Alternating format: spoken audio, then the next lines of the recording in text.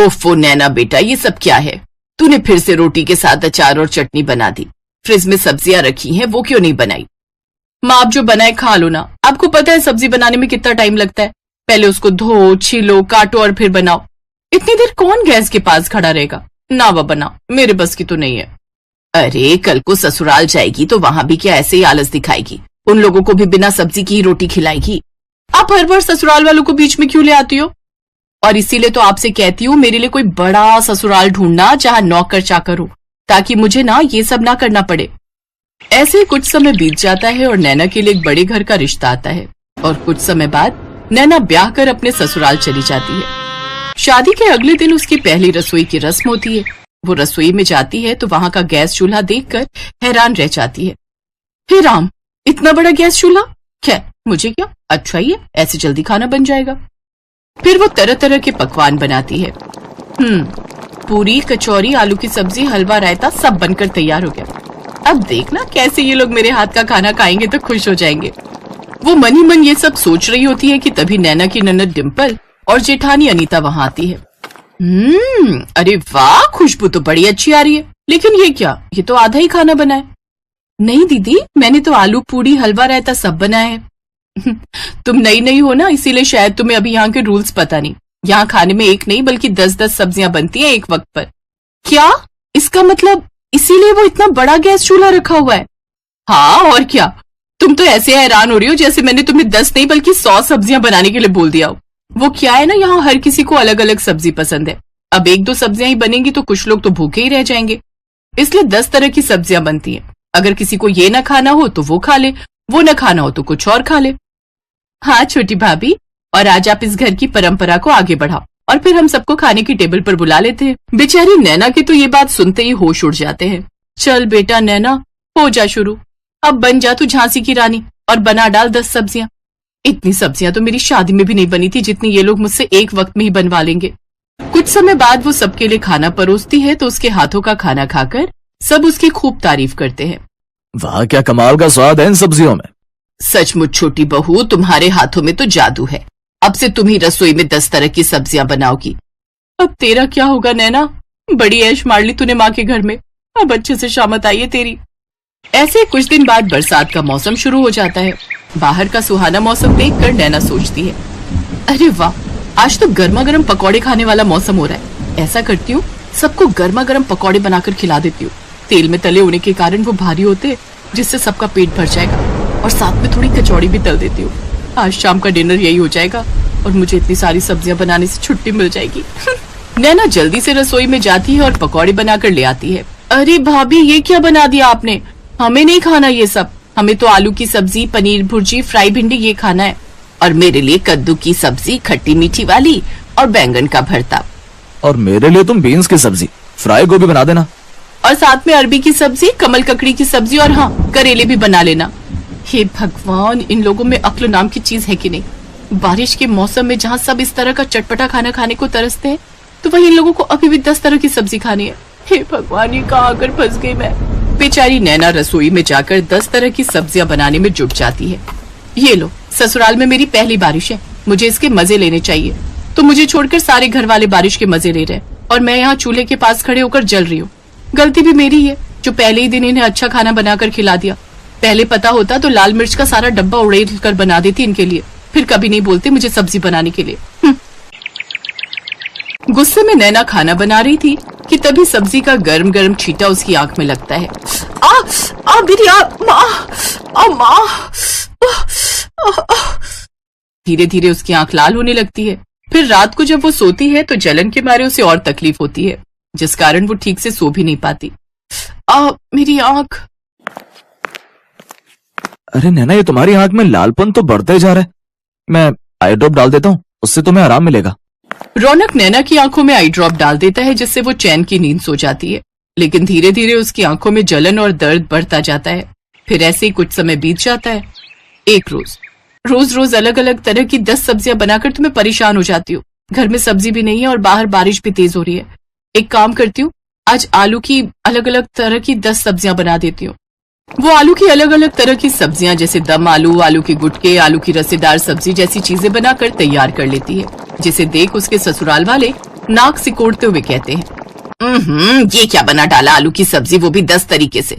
मुझे ये नहीं खाना, मेरे लिए कुछ और बना कर ले आओ। लेकिन माँ जी, आज घर में सब्जी खत्म हो गई थी, बाहर कल रात से लगातार बारिश हो रही है, इसलिए लेने भी नहीं जा सके। अच्छा ठीक है, लेकिन कल से जो भी हो हमें 10 तरह की सब्जियां ही खाने में चाहिए, वो भी अलग अलग तरह की, समझी? अपनी सास की बात सुनकर नैना को गुस्सा तो बहुत आता है, लेकिन फिर वो चुप रह जाती है। ऐसे ही 2 दिन और बीत जाते हैं। एक रोज, उफ, सुबह से आंख में दर्द हो रहा है, लेकिन इससे मेरे ससुराल वालों को क्या, उन्हें तो बस 10 सब्जियां खाने से मतलब है। हॉस्पिटल भी नहीं जा सकती, नहीं तो इनके लिए 10-10 सब्जियां कौन बनाएगा। मुझे तो लगता है मैं एक दिन 10 सब्जियां बनाते बनाते भगवान के पास पहुंच जाऊंगी। जैसे तैसे वो सब्जियां बनाती है, लेकिन एक आंख से ठीक से ना दिखने के कारण उससे या तो कोई सब्जी जल जाती या किसी में नमक मिर्च तेज हो जाता। लेकिन उसके ससुराल वाले उसका दुख समझने की बजाय सब्जी बनाने के लिए उसी को 10 तरह की बातें सुना देते हैं। लेकिन उसके पति से उसका ये दुख देखा नहीं जाता और वो उसे हॉस्पिटल लेकर जाता है, जहाँ डॉक्टर उसका चेकअप करके कहते हैं, देखिए, इनकी आंख में किसी गर्म चीज का छींटा चला गया, जिस वजह से इनका आधा कॉर्निया डैमेज हो गया। हमें जल्द ही इनका ऑपरेशन करना होगा, नहीं तो इनको पूरी तरह दिखना बंद हो जाएगा इस आंख से। अगले दिन ऑपरेशन की अपॉइंटमेंट मिलने के बाद वो उसे लेकर घर आ जाता है, जहाँ उसकी जेठानी उससे कहती है, आज तो तुमने जैसे भी बेकार सब्जियां बना दी, लेकिन कल 10 तरह की अच्छी सब्जियां बना लेना, क्योंकि कल घर में मेरे मायके वाले आ रहे हैं। अब बस भी करो आप सब। मेरे घर में जितना मर्जी सब्जियां बनाओ, लेकिन अकेले एक इंसान से नहीं, बल्कि पूरे परिवार मिलकर। आपको पता है सब्जी का छींटा जाने से इसकी आधी आंख खराब हो गई है। फिर अगले दिन वो उसे ऑपरेशन के लिए ले जाते हैं, जहाँ उसका सफल इलाज होता है और उसे पूरी तरह दिखना शुरू हो जाता है। 3 दिन बाद वो घर आती है तो उसकी सास उससे, हमें माफ कर दे छोटी बहू, तेरे आने से पहले हमने नौकर रखा हुआ था, लेकिन 10 सब्जियों से परेशान होकर वो भी भाग ही गया। फिर हम सब मिलकर ही सब्जियां बनाने लगे, लेकिन तेरे आने के बाद हमने सब तेरे ऊपर ही छोड़ दिया, जिस कारण तेरी ये हालत। लेकिन अब से तू अकेले काम नहीं करेगी, बल्कि हम सब भी तेरी मदद करेंगे। और हाँ, अब से इस घर में 10 नहीं बल्कि 2 ही तरह की सब्जियां बनेंगी और वो सबको खानी पड़ेंगी। अपनी सास के मुंह से ये बात सुनकर नैना बहुत खुश हुई और अब वो खुशी खुशी अपने ससुराल वालों के साथ रहने लगी।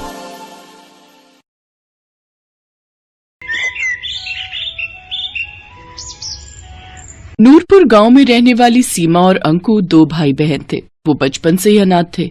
उनके माता पिता का देहांत कई साल पहले हो गया था। वो दोनों कूड़ा बिनने का काम करते थे। दीदी, बहुत दिन हो गए, कुछ अच्छा नहीं खाया, आज कुछ अच्छा सा खिला दो। बस इतनी सी बात, चलो मैं खिलाती हूँ। दोनों कल्लू हलवाई की दुकान पर गए और एक एक समोसा खाया। आज तो मजा ही आ गया दीदी, अगर ऐसा ही खाना रोज मिल जाए तो मजा ही आ जाए। नहीं भाई, रोज रोज हम ये अमीरों वाला खाना नहीं खा सकते। हमारे पास जितना है उसी में संतुष्ट रहना सीख। कुछ रोज बाद उस गांव में तेज बारिश आई और उनकी झोपड़ी बह गई। उनके पास जो भी सामान था वो बारिश में बह गया। दीदी आप रो मत, हम सेठ को जाकर बताते हैं तो वो हमारी कुछ न कुछ मदद जरूर करेंगे। वो खड़ूस कहीं का सेठ, वो तो 1 नंबर का लालची है, भला वो हमारी क्या मदद करेगा। चलो तो दीदी एक बार हम उनको अपनी परेशानी बताते हैं। उनका सेठ बड़ा ही खड़ूस था। वो हमेशा उनको कबाड़ के बेहद ही कम पैसे देता था। कुछ देर बाद वो दोनों सेठ के घर पहुँचे और सीमा ने मालिक से कहा, सेठ जी कुछ पैसे चाहिए, खाना खाना है, बारिश में हमारा घर और सब सामान बह गया, हम जल्दी कबाड़ा बिनकर आपके पैसे लौटा देंगे। तभी सेठ की पत्नी उर्मिला भी वहाँ आ जाती है। उर्मिला बहुत ही बुरे स्वभाव की थी। पैसे क्या पेड़ पर उगते हैं? सेठानी जी आप जो कहोगे मैं करूँगी। मेरा छोटा भाई है, इसे लेकर मैं कहाँ जाऊँगी? आपकी दुकान के बाहर जो टीन का छप्पर है उसके नीचे ही रह लेंगे। ठीक है रह लेना, लेकिन दुकान के बाहर क्यों? यहाँ हमारे तबेले में रह लेना, लेकिन उसके बदले में तुम्हें मेरे घर का सारा काम करना होगा। रहने के साथ 2 वक्त की रोटी भी दूंगी तुम दोनों को। बोलो मंजूर है? ठीक है मालकिन, मुझे मंजूर है। बारिश का मौसम था। दोनों भाई बहन तबेले में जो खाली जगह थी वहाँ बोरा बिछाकर सो जाते हैं और अगली सुबह घर का सारा कामकाज निपटाकर कूड़ा बिनने के लिए निकल जाते हैं। दीदी आज सेठानी के घर पकवान बनने की बहुत ही अच्छी खुशबू आ रही है, लगता है कचौड़ी बन रही है। आज तो मजा ही आ जाएगा कचौड़ी खा के। मैं तो सोच रही हूँ जल्दी से थोड़े से पैसे इकट्ठे हो जाएं, फिर हम अपनी झोपड़ी फिर से डाल लेंगे। तब तुम्हारी ये बहन तुम्हें अपने हाथों से कचौड़ी बनाकर खिलाएगी। कुछ देर बाद सेठानी 4 सूखी रोटी और रात की दाल लाकर उन्हें थमा देती है। सेठानी आप तो कचौड़ी बना रही थी, अंकु कब से उसकी ताक में बैठा था, उसका बहुत मन था। चुप कर, तू ये अमीरों का खाना है और तुम जैसे भिखारियों के लिए नहीं है। चुपचाप से ये दाल रोटी खाओ और फिर सो जाओ। सुबह 4 बजे उठकर गाय भैंस को चारा भी डालना है तुम लोगों ने। सेठानी वहाँ से चली गई। सीमा और अंकु की आंखों में बासी खाना देखकर आंसू आ गए। फिर सीमा ने अंकु से कहा, तू मत रो छोटे, मैं जल्द ही तुझे कचौड़ी बनाकर खिलाऊंगी। दिन भर काम करके भूख लगी थी, इसलिए उन्होंने बासी खाना खा लिया और फिर तबेले में सो गए। अगले दिन घर का काम निपटाकर जब वो कूड़ा बिनने गए तो अंकु ने वहाँ एक चमकती हुई चीज देखी। दीदी यहाँ आओ, देखो तो ये क्या है। सीमा ने जब उसे बाहर खींचा तो देखा वो एक बहुत ही सुंदर कढ़ाई थी। ये कढ़ाई, ये भला हमारे किस काम की? लेकिन बाजार में बेचकर पैसे जरूर मिल जाएंगे। हाँ, लेकिन नहीं, हम इसे बेचेंगे नहीं। जब हमारी झोपड़ी बन जाएगी तब मैं अपने भाई को इसमें कचौरी बनाकर खिलाऊंगी।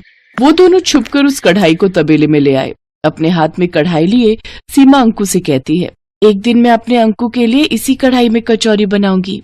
दीदी मेरा मन तो अभी भी बहुत कर रहा है कचौड़ी खाने का। काश कि कोई जादू हो जाए और ये कढ़ाई कचौड़ी से भर जाए। उसके इतना कहते ही वो कढ़ाई कचौड़ियों से भर गई। दोनों भाई बहन ये चमत्कार देखकर हैरान थे। इसका मतलब ये कोई जादुई कढ़ाई है, इसीलिए इतना चमक रही है। मैं एक बार और कहती हूँ, काश की जल्दी से कोई जादू हो जाए और ये कढ़ाई मिठाई से भर जाए। उसी पल वो कढ़ाई मिठाई से भर जाती है। दीदी इसमें तो सचमुच मिठाई आ गई। मुझसे तो अब इंतजार नहीं हो रहा। सेठ सेठानी भी सो गए हैं। चलो अब जल्दी से ये खाना खा लेते हैं। उन दोनों ने सेठानी का दिया हुआ खाना भैंस को डाल दिया और पेट भरकर वो पकवान खाए। फिर उस कढ़ाई को ले जाकर तबेले में घास के नीचे छुपा दिया। जब भी उन दोनों को भूख लगती वो कढ़ाई से अपना मनचाहा खाना मांग लेते। साथ ही सेठानी का दिया हुआ बासी खाना गाय भैंस को डाल देते। अगले दिन उन दोनों की सेहत को देख सेठानी अपने कमरे में सेठ जी से कहती है, इन दोनों को तो मैं बासी खाना देती हूँ, फिर भला इनकी सेहत पर कोई असर क्यों नहीं हो रहा? ये दोनों तो दिन पर दिन फूलते ही जा रहे हैं। सही कहा भाग्यवान। मैं भी देख रहा हूँ कि कुछ दिनों से इनकी सेहत बहुत अच्छी हो गई है। कहीं ऐसा तो नहीं कि कबाड़ बीनते हुए इनके हाथ कोई खजाना लग गया हो। तुम इन पर नजर रखना शुरू कर दो। इसके बाद सेठानी ने उन पर नजर रखना शुरू कर दी और उसे उनकी उस जादुई कढ़ाई के बारे में पता चल गया। भाई, आज जो तेरा मन है इस जादुई कढ़ाई से मांग ले। काश कि कोई जादू हो जाए और ये कढ़ाई मैगी से भर जाए। पल भर में ही वो कढ़ाई ढेर सारी मैगी से भर जाती है। दोनों भाई बहन बड़े मजे से उसे खाते हैं। अच्छा, तो ये वो जादुई कढ़ाई है जो इन गरीबों को अमीरों वाला खाना देती है। इससे तो मुझे चुराना ही होगा। अगले दिन मौका मिलते ही सेठानी ने वो कढ़ाई निकाल ली। देखो जी, ये उन बच्चों की सेहत का राज, ये जादुई कढ़ाई जिसे मैं चुरा लाई। अब देखो, मैं तुम्हारे लिए गर्मा गर्म पकवान बनाती हूँ। ए जादुई कढ़ाई, अपना जादू दिखा और हमारे लिए बिरयानी बना दे। अरे वाह, ये तो कमाल हो गया। अब तो तुम्हें कभी खाना बनाना ही नहीं पड़ेगा। तुम्हारी मेहनत भी बचेगी और राशन पानी का खर्चा भी। बिरयानी खाकर तो सचमुच मजा ही आ गया। अब बस गर्मा गर्म दूध मिल जाए तो फिर तो मजा ही आ जाए। लो, अभी लो। ए जादुई कढ़ाई, जल्दी से गर्मा गर्म दूध दे दे। गर्म दूध देख सेठानी ने कहा, ए जादुई कढ़ाई, हमारे यहाँ हमेशा ही गरम गरम दूध की नदियाँ बहती रहे। तभी पूरे घर में गर्मा गर्म दूध की नदियाँ बहने लगी और सेठ सेठानी के पैर उसमें जलने लगे। अरे बस कर जादुई कढ़ाई, जल्दी से दूध देना बंद कर दे।